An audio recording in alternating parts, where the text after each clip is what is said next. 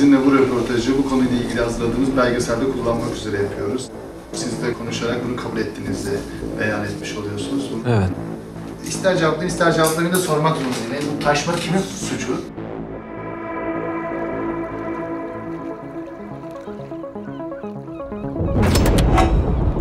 Biz yatsı namazından ha burada namazı kıldık, çıktık. Ya bu taraftan bir gürültü geliyor. Ne olduğunu biz de bilemedik. Zelzele mi oluyor, hareket mi oluyor, bir kayalar mı uçuyor? Lan bir de baktık ki o aşağı bir beyaz bir şey geliyor böyle sanki ay ışık. Çamur o şey pisti şey önüne katmış böyle. Harıl gelmiş. Allah bir de baktık. Baraj patlamış. Biliyorsun bu da bir deprem gibi. O anda bu deri aşağı bir kıyamet koptu yani. Bu çamur balçıktır şimdi. Balçık onun içine girsen ayağı çıkartamazdım. Dereye indim ben. Elektrikle gezdim. Baktık ki bir çevre felaketi.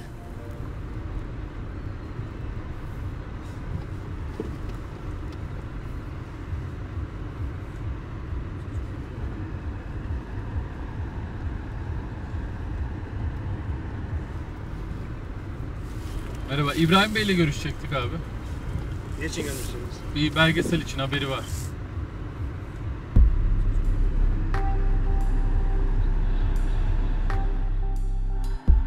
Biz bunu 18 Kasım Perşembe günü akşam saat 7'de gerçekleşti. Sabah ilk mesai saatlerinde saha gezisini yaptıktan sonra hemen aksiyon almaya başladık zaten.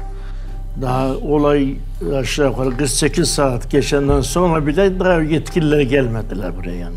Ufak bir sızıntı diye geçiştirdiler bu olayı. Akabinde valilik o gün gündüz açıklama yapıyor. Fakat o açıklama da şöyle bir ilginç bir açıklama. Bölge heyetinin yapmış olduğu inceleme sanki şirket yöneticilerinin yapmış olduğu bir açıklama gibi. İşte 48 saat içerisinde biz olay olur olmaz hemen müdahale olduk, kuşatmalar yaptık, dinlendirme havuzları yaptık ve temizlemeyi yaptık diyorum. Garip olan da bu açıklamadan sonra Tema Vakfı drone'lu çekim yapıyor bölgede. Biz olayın vahametinin nasıl bir faciayla aslında karşı karşıya kaldığımızı o anda öğrenmiş oluyoruz. Orada kuyu üst üstüne yığa nereye kadar gidecek? En sonunda patladı işte. Ya kamyonlar geliyor, kepçeler alıp o batılkanı dolduruyorlar. Nereye götürürler bilmiyorum. Temizlenmesi imkansız ha. İmkansız. Nereye temizliği ya? Böyle olmaz yani. Batsan çıkamazsın abi. Yani buranın tamamen temizlenmesi benim algıladığım kadarıyla kamyon toprakları al götür. Orayı temizledim. Olayla ilgilenecek bir şey değil. Mesela yetkilinin birisine ben sordum. Bana ne dedi biliyor musun sen? Ben şaşırdım kaldım şu cahil halimle. Sen dedi tarlana gübre alıp atmıyorsun dedi. Senin tarla attığın gübrenin aynısı var bunun içinde diyor. O zaman onlara şunu söylüyor. O zaman ya kardeşim bu şirket niye atık depolama sahası yaptı? Çok ciddi bir para verdi. Oraya hazırlık yaptı, kil serdi, jeomembran serdi falan. Ben de dedim ki bu yetkiliye, biz bunu dedim traktörlerimize taşıyalım, tarlamıza dökelim, karıştıralım. Biz de yiyelim, hayvanlarımıza da yedirelim o zaman. Yahu tamam değil. Fazlası zarar bunun dedi bu sefer dedi bana. Bütün arazimize taşıyalım az olsun. Fazla olmayacak o zaman. Az taşıyalım traktörlerimizle. Böyle şey olmaz. Bu yanlış bir düşünce. Bunun hiçbir bilimsel teknik izahı yok. Hiç alakası da yok.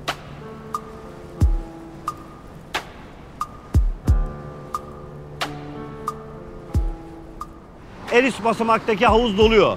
Dolan havuz orta havuza geliyor. Orta havuzdaki iç segmentler, iç baskıya dayanamayarak çöküyor. Dolayısıyla yukarıdan dolup taşan bütün atıklar orta havuza, orta havuzdan da alt havuza, alt havuzdan da durmayıp Kelkit Vadisi'ne akıyor. Bu konuda hemen akabinde Jeoloji Mühendisleri Odası bir ön rapor açıklıyor. Bu üç havuzun toplam hacmi 100.000 metreküp. Bu 100.000 metreküp atıktan 4.500 ton atığın Kelkit Havzası'na o akşam doğrudan karıştığı söyleniyor. Kılıçkaya Barajı'nın toplam gerçek kapasitesi 1,5 milyar ton metreküp. Halihazırda mevcutta baraj içerisinde bulunan su miktarı 120 milyon metreküp. Bu 120 milyon metreküp suyun içerisinde 250 metreküp malzemenin içerisinde bulunan kurşun ve çinkonun herhangi bir etkisi söz konusu olamaz. 5000 ton deyip de geçmeyin. Bir kamyonun veya bir tırın 20 ton, 30 ton olduğunu düşünün. 4-5 bin ton çamurdan bahsediyoruz. Bu niye oldu o zaman? Yani bu normal bir şey değil. Kelkit Vadisi arkadan Amasya Taşova'ya kadar, Yeşilırmak'a kadar uzanan bir kol. Ve bu kolla beraber bu izlediğimiz Karadeniz 3 ay sonra, 5 ay sonra zaten sorunlu bir deniz bu Karadeniz. Bu sorunlu kalan canlılar da bu atıklarla muhatap olacak demek oluyor. Bu da şu demek oluyor, Karadeniz'de yaşayan canlı organizma, balıklarımız, buradan bizim edindiğimiz halkımızın besin kaynağı bize 3 ay sonra, 6 ay sonra zehir olarak dönecek demek oluyor. Yapıp götürüyorlar ya test yapıyorlar. Neye? Sana bir bildiri vermiyor ki bu toprak kullanılır, kullanılmaz veya ürün yapın, yapmayı diye sana bir haber verecek ki sen de ne olduğunu bilesin. Büyük endüstriyel kazaların önlenmesi ya da engellenmesine yönelik bir yönetmelik vardır. Bu yönetmelik gereği acilen bakanlık ve ilgili işletme halkı bilgilendirme uyarısı bildirileri yayınlar.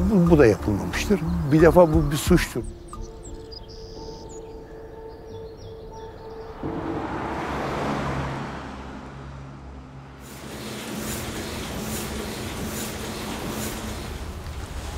Şimdi olay 18 Kasım'da oluyor. 19 Kasım'da gündeme düşmeye başlıyor. Herkes tarafından fark ediliyor bu durum. 23 Kasım 2021 Salı günü haberimizde ilk haber şöyleydi. Atık havuzunda göçük başlığıyla kullandık. Atık havuzu önce dereye ardından baraja ulaştı. Şebin-Karahisar'da bir flotasyon tesisinde çıkarılan maden atıklarının biriktirildiği havuzda yaşanan göçük sonucu dereye akan atıklar Kılıçkaya Barajı'na ulaştı. Atıkların içerisine zararlı madde olup olmadığı yapılan incelemeler sonucunda ortaya çıkacak. Suyunu içilemez olduğunu zaten buradan düzenli olarak numune alıp numune sonuçlarına göre belirleyecekler. Hemen valilik bir hafta sonra ikinci açıklamayı yaptı. İlk numune alımını bizde dedi temiz çıkmıştır dedi. Burada sadece bir günlük numune alımı söz konusu değil ki, kademe kademe. Çünkü zehir atığın redüksiyon dediğimiz yarılanması var. Bunun bir zaman dilimine yayılması gerekir ve zaman dilimindeki alınan deneklerin, sonuçların, numune sonuçlarının tek tek incelenmesi gerekir. Hiçbir şey demediler öyle. Bir tehlike var, yok. İşte bizim tahlillerimiz sağlam geliyor. Fabrikanın müdürleri dedi biz tahlillerimiz geliyor. Biz peyderpey yaptırıyoruz. Bir sakınca yok yani burada siyanür diye bir şey yoktur diye bize söylüyorlar. Biz de eyvallah diyoruz şimdi buna. Ne diyeceğim ben anlamadığım iştir bu. Ama bu analiz sonucumuz bu diye bize gösteremiyorlar. Bu numuneler sampling yani numune alma standartlara göre yapılması lazım. Çünkü rastgele bir numune almanızla da bu doğru olmaz. Kaç tane numune alacağım, hangi aralıkta alacağım, aldığım numuneleri nasıl poşette muhafaza edeceğim. O bir işin birinci kısmı. Aynı şekilde sudan da hem dereden hem de baraj gölünde alınacak su örneklerinin de bu şekilde alınması lazım. Bunun aciliyetini göz önüne alarak TÜBİTAK'da rica edilecek ve öncelikli olarak yapılacak. Bu analizler yoksa bir hafta 10 gün içerisinde hepsi tamamlanır. Çok sıkı çalışılırsa hepsi bir hafta içerisinde biter. Şu anda siz de gitseniz hayvanlarınızı oradan su içirmezsiniz. Yani o Çernobil'den sonra bu çaylar içilir mi içilmez mi? İşte bakın ben içiyorum deyip içilmesi gibi değil. Yani buradan gitsek şu anda içirmeyiz. Neden? Deriz ki yukarıda bir şey olmuş, aşağı kirlidir, içirmeyiz deriz. Ama bana kalırsa içilebilir çünkü biz dere yatağını temizledik, dere yatağını komple ıslah ettik.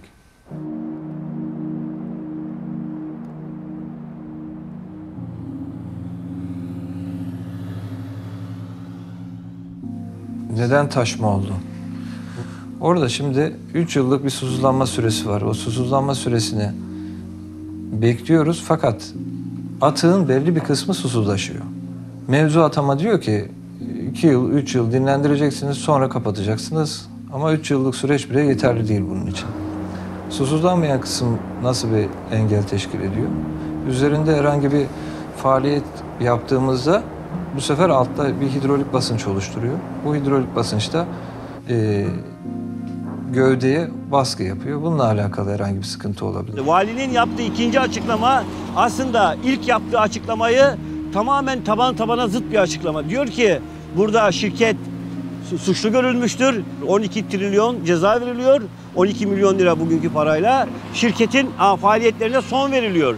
Madem ilk açıklamadaki gibi geçiştirilebilen, önlenebilen bir iş kazası gibi gördüğü olayı ikinci aşamada ciddi bir çevre felaketi olarak görüyor ve ona verilebilecek en ağır cezayı veriyor. Ben hukukçu da değilim. Bunlarla alakalı mutlaka kasıt da olsa, taksir de olsa, işte öngörülebilir de olsa, öngörülemez de olsa madde madde hangi sebeple olursa olsun bunların bir cezai karşılığı var. Bizim yapmış olduğumuz yaşamış olduğumuz durumun da cezai karşılığı buydu. Bu oldu.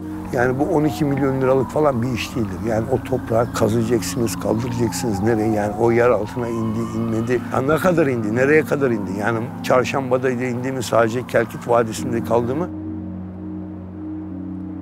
Tema gibi birçok şahsiyetler de burada video çektiler. İşte köylüler çekti, işte dernek başkanları çekti. Burada izinsiz geldiler, drone uçurdular. Yani olayı vehametini artıracak, yani daha çok sansasyonel hale getirecek durumlar ortaya çıktı.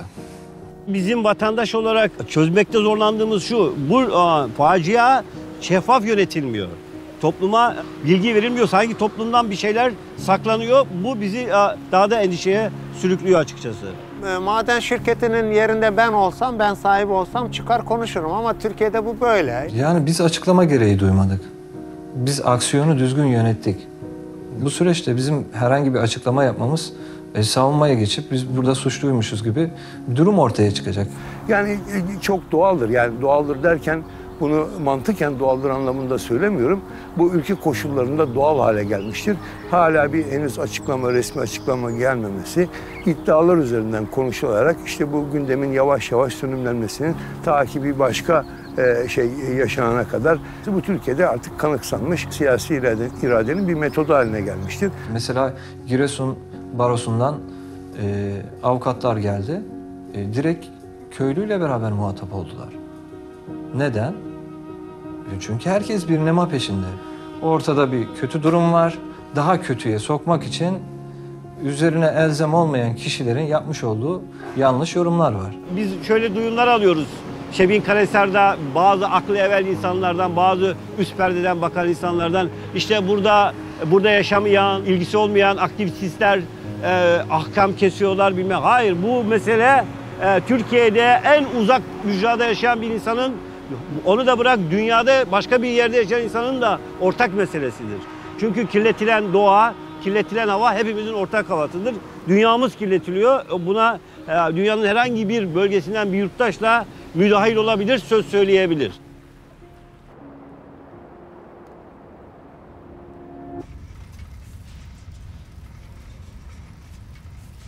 İlk haberi 2014 yılında yapmıştık. Şimdi o arşivi göstereceğim. 17 Ekim 2014 yılında zehirli atıklara geleceğimizle oynuyor başlıkla yapmışız. Manşetten koyduğumuz bir haber. Trabzon'dan getirilerek ilçemizdeki sahalara dökülmeye devam eden zehirli atıklar Şebinkarahisar'ın geleceğiyle oynarken sivil toplum kuruluşlarından tepki topluyor şeklinde bir haberimiz var. O zaman Trabzon'dan getirilen atıklar vardı. Onlarla ilgili biz haber yapmıştık. Bu atıklar buraya getirilmesin. Zaten yine bir atık çıkıyor Şebinkarahisar'dan. Dışarıdan bari olsun getirilmesin diye bir haber yapmıştık. Ondan sonraki süreçte de haberler devam etti. Tepkiler arttı. Yani 7 yıldır, yani 7 yıl önce başlayan bir olay. Belki öncesi de vardır bunun. Faaliyetine başladığı dönemlerde bölge yeşil bir bölge. Deredeki bizim eskiden bu fabrika buraya kurulmadan önce uydudan seyretsin mesela devlet. Şimdi nasıl? Yemyeşildi, cıvıl cıvıldı burası. Bu fabrika buraya gelenden sonra bütün o ağaçlarımız, fidanlarımız, meyve fidanlarımız. Yonca tarlalarımız vardı ki de malları, bütün adam malını bulunu besliyordu o yonca tarlalarıyla. Fasulye yineyle, kuru fasulye çıkardık kilolarıyla. Fabrika gelden Ağustos ayında suyu komple kesip damla bırakılmış. Ebedi zarar. Bütün ağaçlarımız kurudu. Öyle bir kavaklar vardı ki. Bel kalınlığı hepsi kurudu. Şimdi kesip odun edip yakıyoruz. Başka yapacak bir şey yok. Madencilik faaliyetlerinin başladığı günden bu yana bunun olumsuz koşullarının gözlemlendiğini, işte yeşil olan her şeyin sarardığını, kuruduğunu tespit eden yöre halkı bu olaydan sonra aslında ağır metallerle kirlenmiş, tarımla çoraklaşmış bir toprakla karşı karşıya kalacak. Tarım toprakları olmaktan çıkacak burası. Burası da ayrı bir konu. Tarımsal anlamda da, su kaynakları anlamda da bu hasar yıllarca sürecektir. Yani bunun etkilerini yıllarca biz orada göreceğiz. Artık kaç sene alamayacağız orada ürün. Onu da bir yetkililer söylemiyor. Hayvanlara zararlı. Suyunu zaten bütün malımız, hayvanımız dereden su içiyor yazın. Nasıl içecekler o dereden su?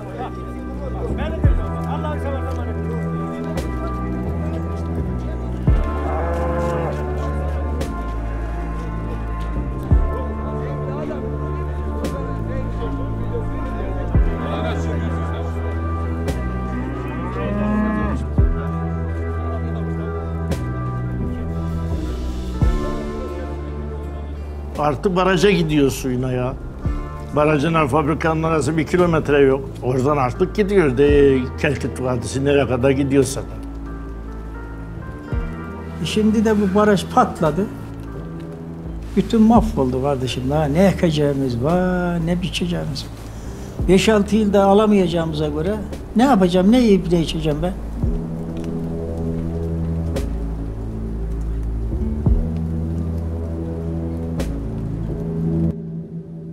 Yani bu memlekette yeraltı zenginlikleri var. Burada milli sermaye var. Bunları ekonomiye kazandırmadıktan sonra ne anlamı var ki? Yani milli sermaye nasıl artacak? Milli gelir nasıl artacak?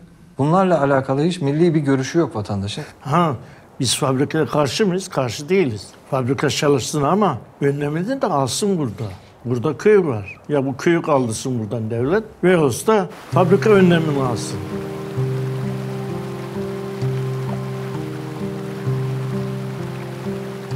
Bu bir şeydir, yoksullaşmış ve işte böyle üretim damarları tıkanmış toplumlar tarih boyunca hep böyle ola gelmiştir. Yeraltı rezervlerine saldırdılar. Bu Birleşik Amerika'da, Birleşik Krallık'ta, Nazi Almanya'sında bunlar yaşanmıştır. Biz de onu yaşıyoruz. Yani bu bir nevi şudur. Yani evde bir geçim kaynağı kalmadıysa işte o halıyı satıp o günü kurtarmaktır. Bunların adı üzerindedir. Maden, yani yeraltı rezervleridir, rezervdir bunlar. Bunları böyle hovardaca, işte vahşice tüketmek, kullanmak bu şeylerin yoludur. Bunu kalkınma diye adlandırıyorlar ama biz bunun kalkınma olmadığını söylüyoruz. Çünkü diyoruz ki eğer yaşam hakkına gereken saygıyı, özeni göstermiyorsa, doğal kaynaklarımıza, doğal çevremize ve bizim toplumun yararını gözetmiyorsa, bunu gözeten, bunu emreden bir takım kriterler barındırmıyorsa biz buna kalkınma diyemeyiz. Çünkü bu değerleri o planın içinden aldığınızda geriye para kalır. Bu da bu planı kalkınma planı değil, rant planı olduğunu göstergesidir. Biz aslında bütün Türkiye'de bir saatli bomba üzerinde yaşıyoruz. Türkiye topraklarının altı da gözüken bu rant, gözleri kamaştıran bu rant aslında bizim üstündeki cenneti görmemizi engelliyor. Türkiye'nin üstü altından daha değerli. Bu algoritmayı yıkmamız gerekiyor bize.